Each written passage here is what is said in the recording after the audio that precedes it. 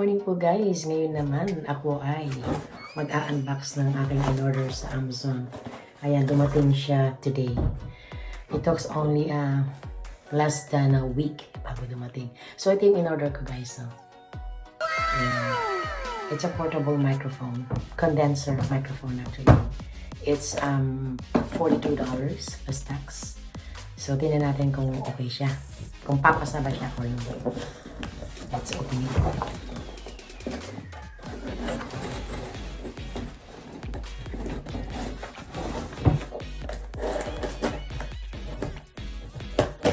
Ako parang hirap itong buksan.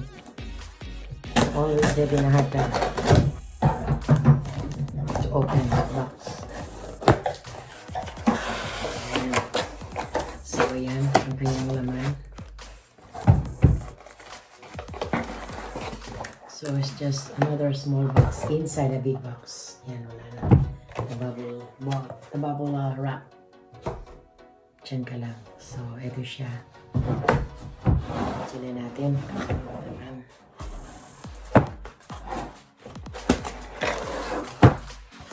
Yan. Wow, ito lang naman niya guys. That's it. So, meron tayong tiny parang sa ano kung bigger version. Yan. Para siyang filter. Filter ba ito guys? And then, meron siyang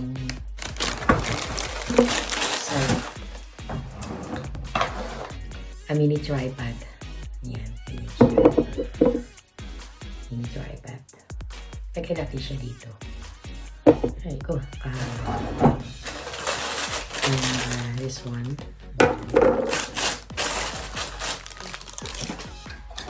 Oh, so meron din siya mga cable guys. 1, 2, and 3 cables. I think this is for the charger. And that's when ang i-attach mo sa microphone. So yan, we're 3. And meron din siya nito. Parang it's like an adapter, right? Yan.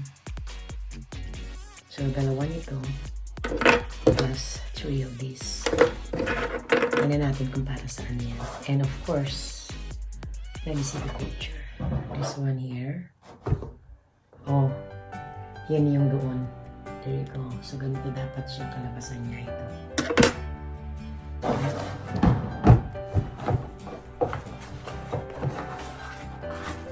So, ito na. Ang big moment. Ayan, liit niya guys. So, this is the microphone, how it look like. There you go. Ayan ang kanyang buttons. On and off, or echo and everything. Yeah, nandyan lahat. So, pagkayanan niya. So, that's it. Yan lang ang naman ng box. There's nothing there anymore.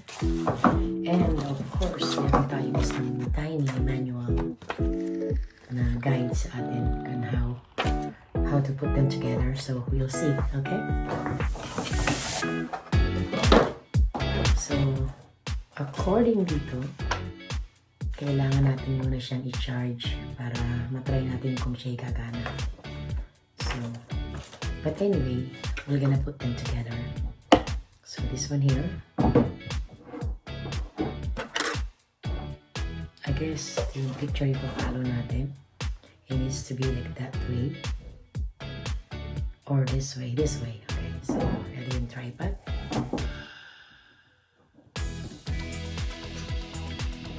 Oh, meron siyang dito sa taas. Meron siya itong screw. Yan.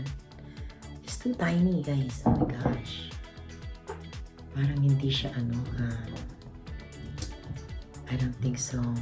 Pero ilagay mo na natin i-charge niya. Tingnan natin yung performance niya mamaya. So that's how it look like. It's kind of cute, right? That, and then I guess ito naman ilalagay natin sa harap. We have to put this. Yan. Para, oops.